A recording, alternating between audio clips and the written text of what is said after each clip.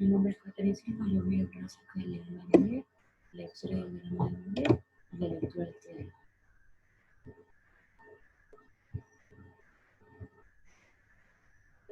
¿Qué es el diagrama de Molière? El diagrama de Molière se lo puede definir como una representación gráfica en donde están representadas las propiedades de una determinada fluido. En este diagrama la entalpía pertenece a uno de sus ejes. ¿Qué representa la entalpía en el diagrama? La entalpía representa el contenido de calor, o sea, la cantidad de calor de 1 kilo de reflejo. La historia del diagrama. El diagrama fue creado en el año 1904 por Richard Molière. Se decidió nombrarlo el diagrama de Molière en su honor en el año de 1923 en una conferencia de termodinámica en Los Ángeles, Estados Unidos. Todo diagrama termodinámico que en los ejes la entalpía fueron unos ejes. La lectura del diagrama de Molière. El diagrama de Molière está compuesto por un eje horizontal que en el eje horizontal corresponde a lo que es la presión y las unidades que están aquí, en este caso es bar, mientras que en el eje vertical está lo que es la entalpía, que es la cantidad de calor, y sus unidades son kilovatios hora sobre kilos. El diagrama también está compuesto, en el centro encontramos lo que es una campana que está invertida. En esta campana encontramos lo que es la zona líquido-vapor, que en este caso es una mezcla entre líquido y vapor. En la parte superior encontramos un punto que se denomina punto crítico de la campana, mientras que en la parte superior izquierda encontramos lo que es la zona líquido y en la parte superior en la parte inferior izquierda encontramos lo que es la zona líquido saturado, mientras que en la parte superior derecha encontramos la zona gas o gaseosa o zona gaseosa, y en la parte inferior izquierda encontramos lo que es la zona de vapor. Aparte de esto, tenemos que en los extremos de las campanas encontramos lo que es el vapor saturado, el vapor saturado y el líquido saturado. Bueno, mi nombre es Juan José Marul Heredia y pues yo les voy a hablar sobre la descripción del diagrama de Molière. Bueno, básicamente el diagrama de Molière está compuesto por dos ejes principales y tres zonas delimitadas por una curva de saturación. En el eje de las ordenadas se registrará el valor de la presión en bar, pero para diagramas pH en SI, y contarán con un eje graduado en escala logarítmica. En el eje de las abscisas se registrará el valor de la entalpía en unidad de masa, en kilojoule sobre kilogramo o kilocalorías sobre kilogramo. Y como podemos ver en la imagen, también habrá una curva de saturación, como antes mencioné, que tendrá una forma de U invertida, en la cual nos determinará en qué estado se encuentra nuestro compuesto, pudiendo ser un líquido subenfriado, un líquido saturado, una mezcla de líquido-vapor, un vapor saturado o vapor sobrecalentado, que a su vez nos definirá 6 tipos de trazas que definirán el ciclo o describirán el ciclo de refrigeración y a los estados de agregación de la materia. Por ejemplo, las isobras son rectas paralelas que coinciden iguales valores de presión. Las isoentálpicas son rectas paralelas que coinciden iguales valores de entalpía en masa. Las isotermas, que en la zona del líquido subenfriado serán paralelas al eje de las ordenadas, que en la zona de campana de mezcla serán paralelas al eje de las abscisas, y que en la zona de vapor sobrecalentado tendrán un decaimiento o un declive en forma de curva. Las isócoras son curvas que coinciden en los puntos de igual volumen específico y que serán paralelas entre sí para distintos valores. Las isoentrópicas son curvas que coinciden en iguales valores de entropía para el sistema o en el sistema, mejor dicho. Y pues la calidad de vapor es nos indicará el porcentaje de masa de vapor contenido en la mezcla de masa, en la mezcla de vapor líquido.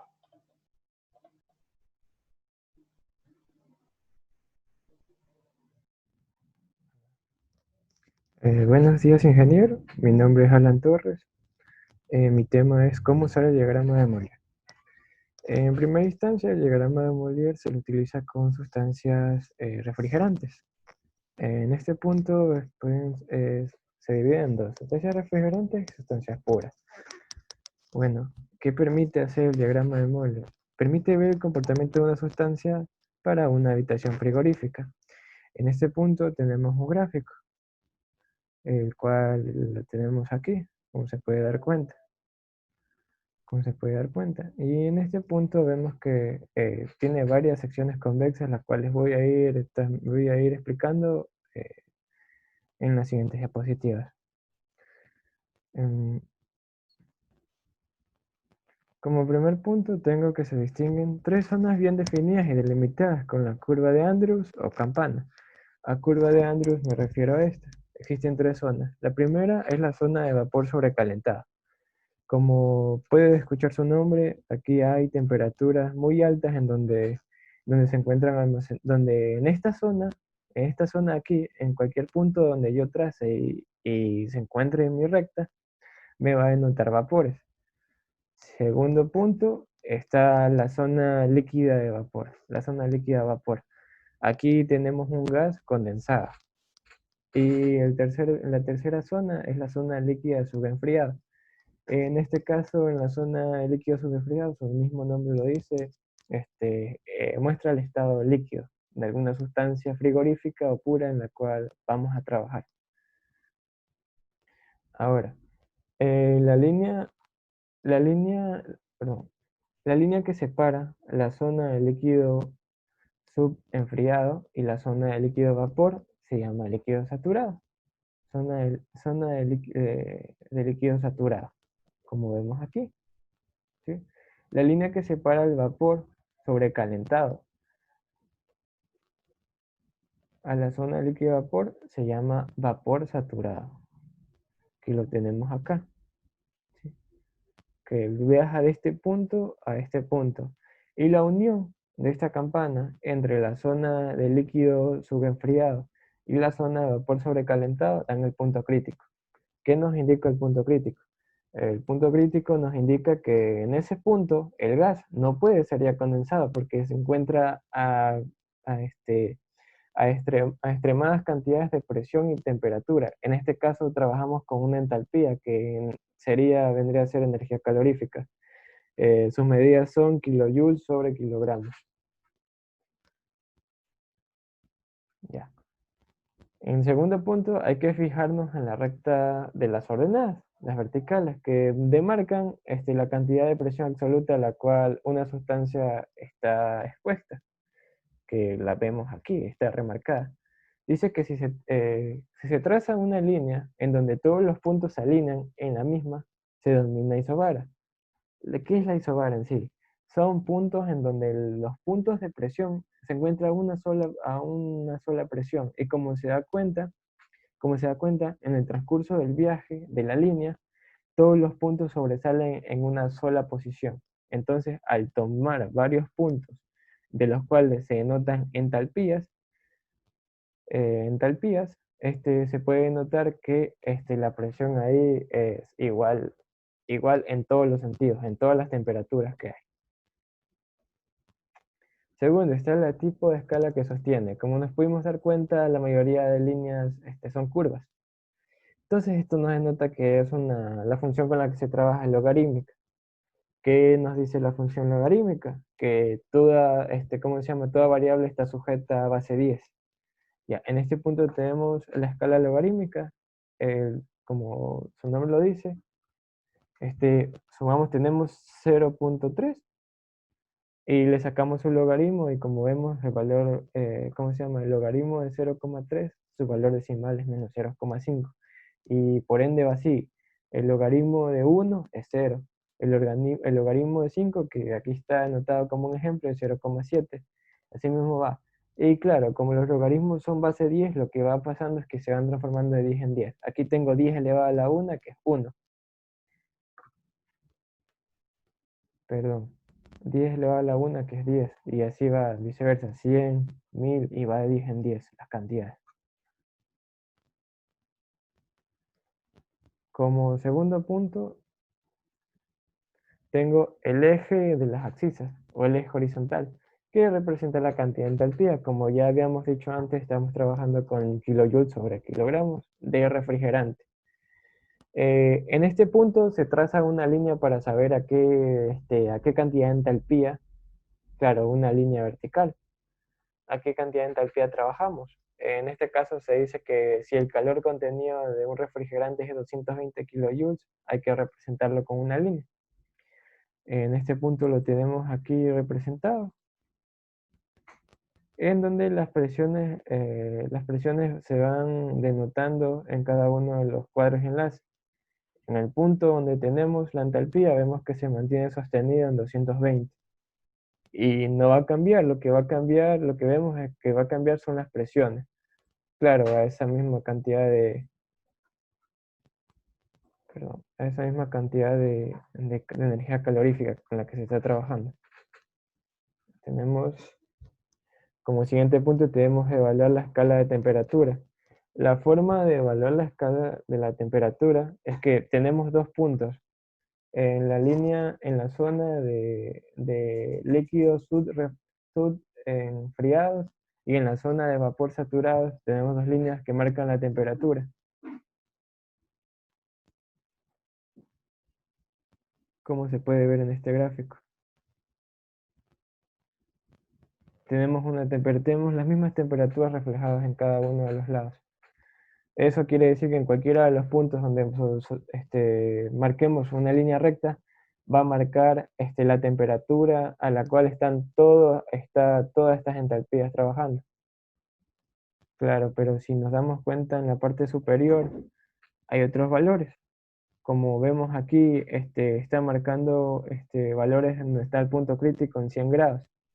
Claro, la escala va de 0 a 100 grados.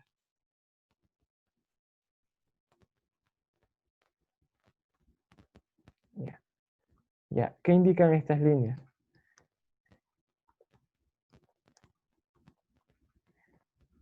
Como dice, el punto de 0 grados en el diagrama, que tiene como una escala de temperatura dibujada en los ejes de las abscisas y también sobre la campana de líquido. Esto quiere decir que en ambos instantes están a 0 grados. Entonces quiere decir que aquí hay un equilibrio térmico.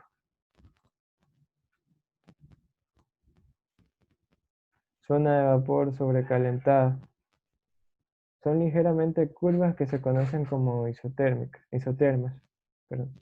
Y todos sus puntos tienen la misma temperatura. Ya. En este punto denotan la energía calorífica que está saliendo del punto del eje transversal de las temperaturas, que denotan la campana, hacia acá. Como se dan cuenta, hay un decaimiento de la temperatura, hay un decaimiento de la presión, pero un aumento subsecuente de la temperatura a medida que va pasando, a medida que va adelantándose, pero como se dan cuenta, justamente está en equilibrio. ¿Por qué? Porque pasa de la zona de subenfriamiento a la zona de vapor a 0 grados, y en la zona de vapor se sujeta a una entalpía de 0. Entonces quiere decir que la energía, en este sentido, no hay energía calórica. Y como no hay energía calórica, está denotándose muy bien de que esté a 0 grados. Como siguientes puntos tenemos la escala de entalpías. Bien. Entre las líneas curvas de los líquidos saturados y el vapor saturado se encuentran las líneas de títulos de vapor. ¿A qué me refiero con esto? Que representan el porcentaje de vapor que hay en una mezcla de líquidos, una mezcla líquida de vapor. Si la línea está más próxima a la curva saturada del líquido subenfriado, quiere decir que hay más líquido que vapor en la misma. ¿Por qué? Porque la escala lo demuestra con el color, color celeste azul, ¿sí? Entonces, si queremos medir el 0,20 entalpía, el 0,20 entalpía,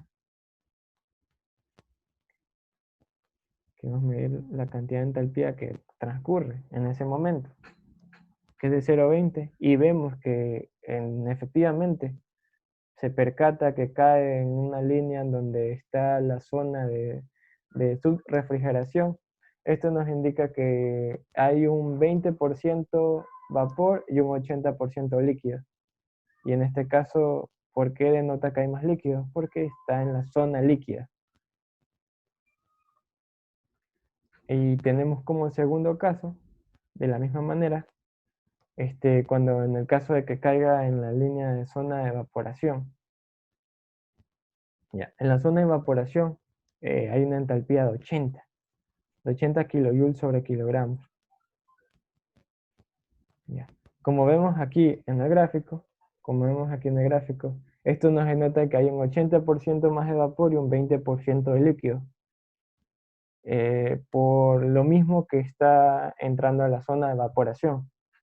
Entonces, como vemos, el gráfico trabaja con varios cambios físicos y de estados, pero a su vez también es muy práctico usarlo, ya que al mostrar la cantidad de calor que se está usando y también al ser tan específico en las fases que se están cumpliendo, para mi opinión y para la opinión de muchos de los científicos de los cuales usaban esto y pude investigar, es uno de los conceptos más usados a la actualidad. Gracias.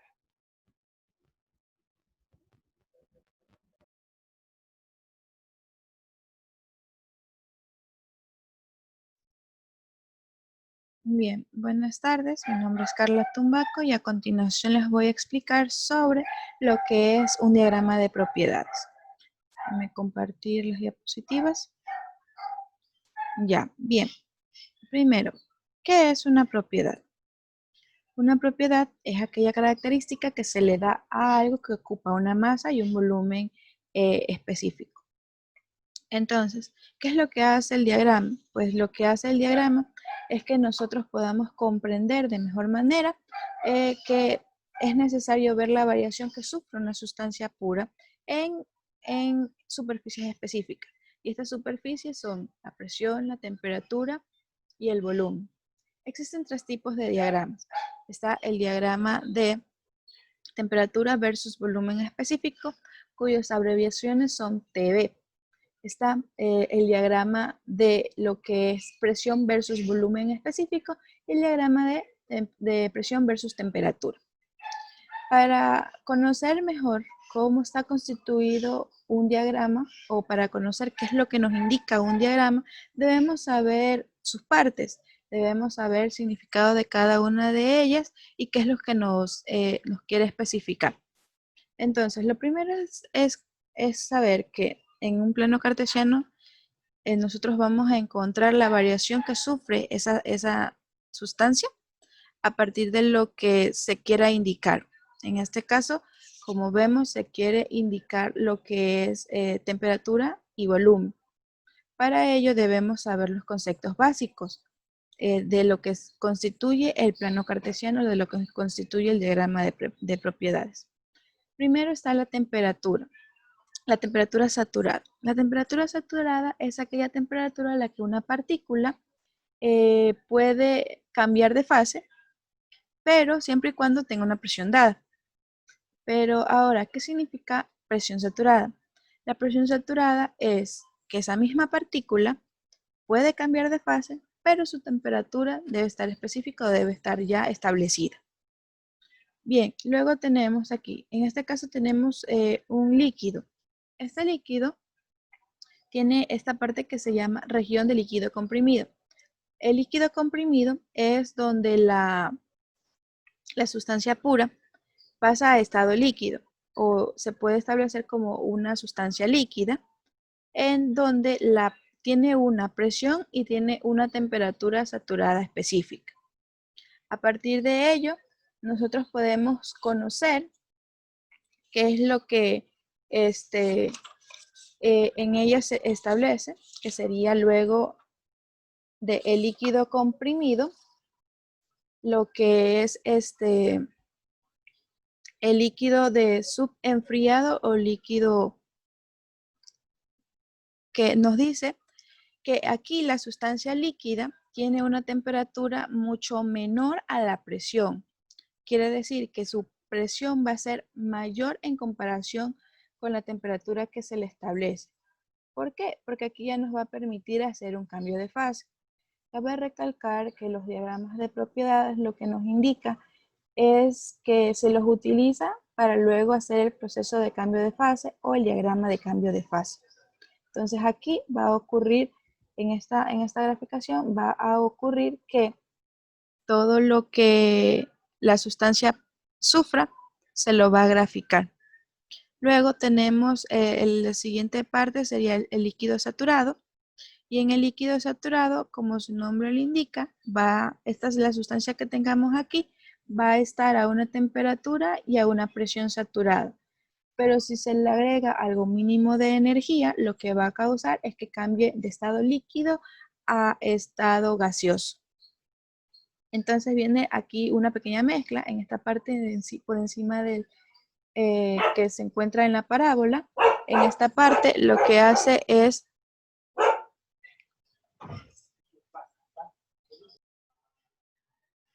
bien, como les decía, esto lo que va a hacer en esta parte de aquí se llama región saturada de líquido. En esta región saturada de líquido a vapor, lo que sucederá es que aquí el cambio de fase está en equilibrio. Es decir, que de líquido a vapor se coexiste o se establece que ya hay un punto de equilibrio entre esas mezclas. Y aquí viene lo que se llama punto crítico.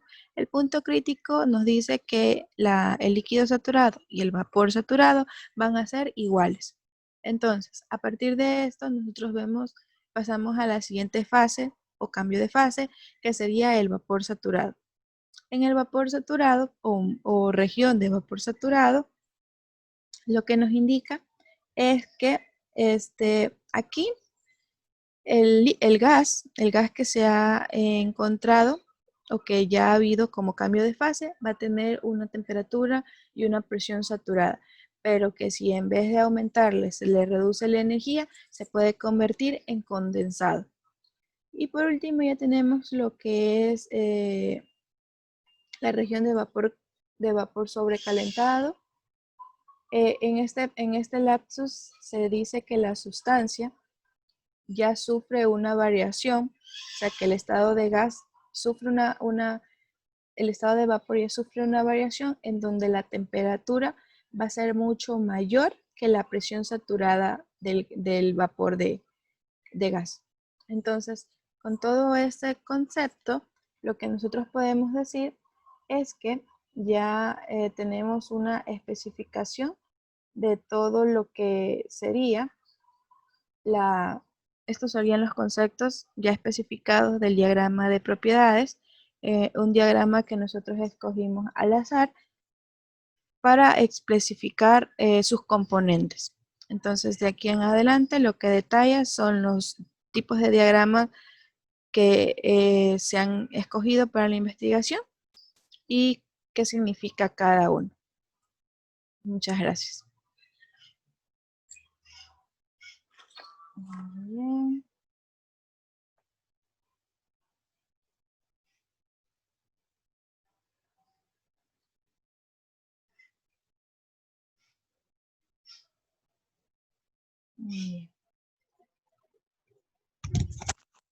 Hola, soy Ángel Viteri y voy a hablar acerca de diagramas presión-volumen y temperatura-volumen.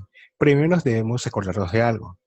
Las sustancias puras siempre varían de acuerdo a sus propiedades principales: presión, temperatura y volumen.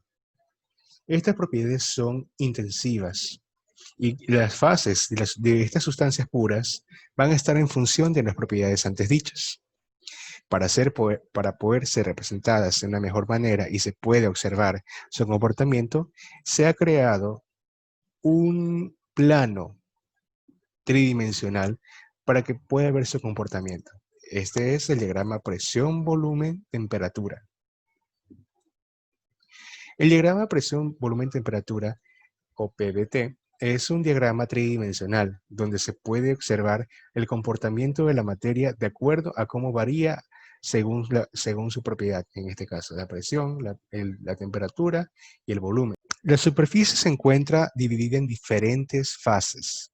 Y al identificar un punto dentro de cualquiera de estas fases, se puede decir cuál es la fase de la sustancia pura.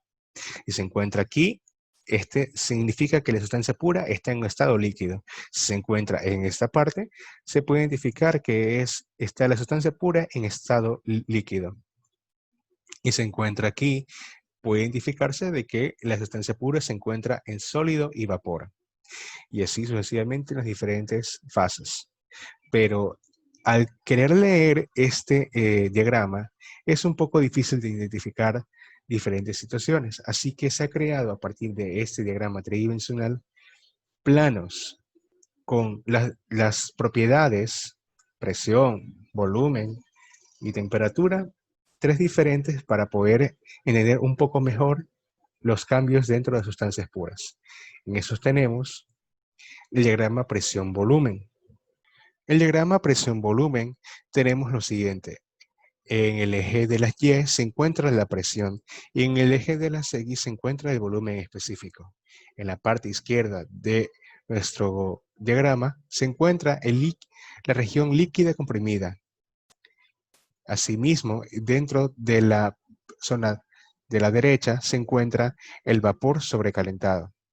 Nos falta una propiedad, es cierto, pero esta propiedad es la temperatura y esta se encuentra constante en este plano.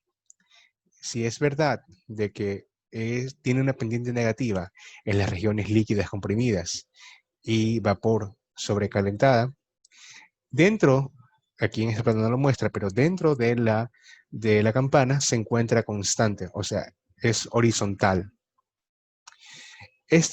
La campana está hecha por la línea de líquido saturado que se encuentra junto con el punto crítico y también la línea de vapor saturado. Dentro de este domo o esta campana se encuentra la región húmeda. Bueno, y también tenemos en su parte el diagrama temperatura-volumen. El diagrama de temperatura-volumen es muy similar al diagrama de presión-volumen. Tenemos a la izquierda región de líquida comprimida, a la derecha región de vapor sobrecalentada. Dentro la región saturada líquida-vapor. Dentro también tenemos las líneas de líquido saturado y vapor saturado que se unen en el punto crítico. Nos falta una propiedad, es cierto, que es la presión, que se encuentra en este plano constante y que tiene una constante positiva en la región líquida comprimida, es horizontal dentro de la campana y también es constantemente positiva hacia la derecha. Esta línea es isóbara y mientras más arriba se encuentre de este plano, es mayor a la que se encuentre más abajo.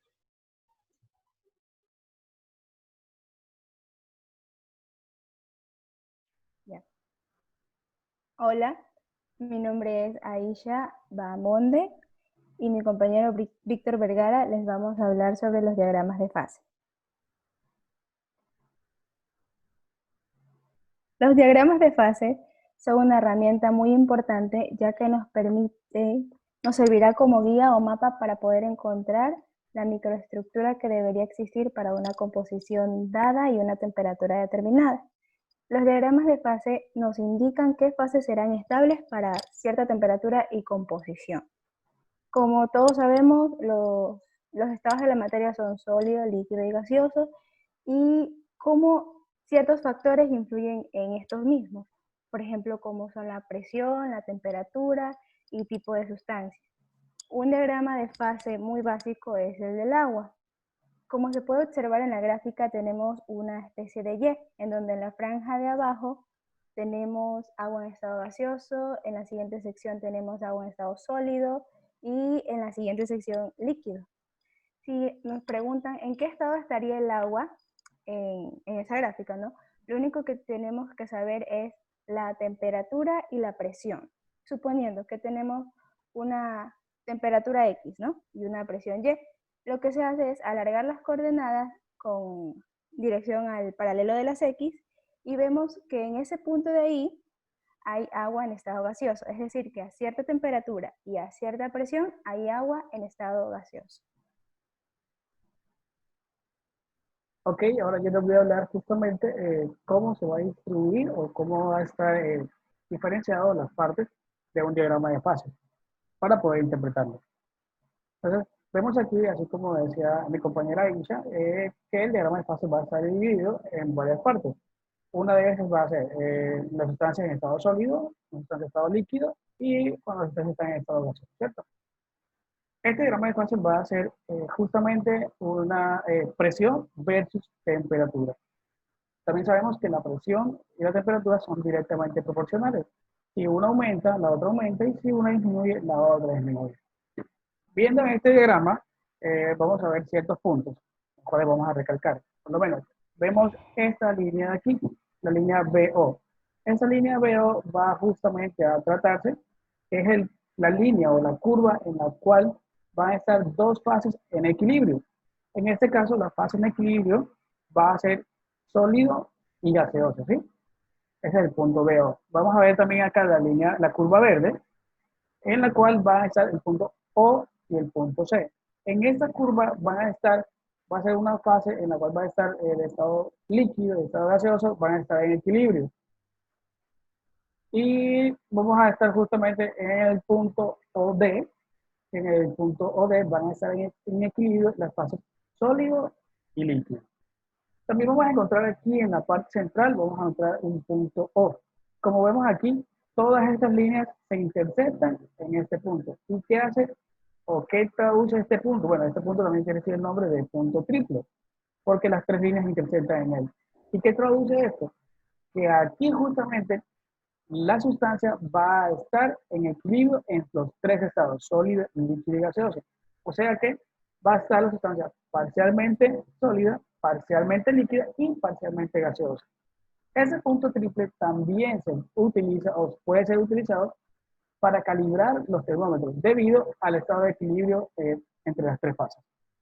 También vamos a tener el punto C, que lo vamos a llamar punto crítico. ¿Por qué se llama punto crítico? Porque en este punto justamente es el valor en el cual la temperatura, como hablamos de punto crítico, es como que el punto máximo en el cual dos fases pueden coexistir en equilibrio.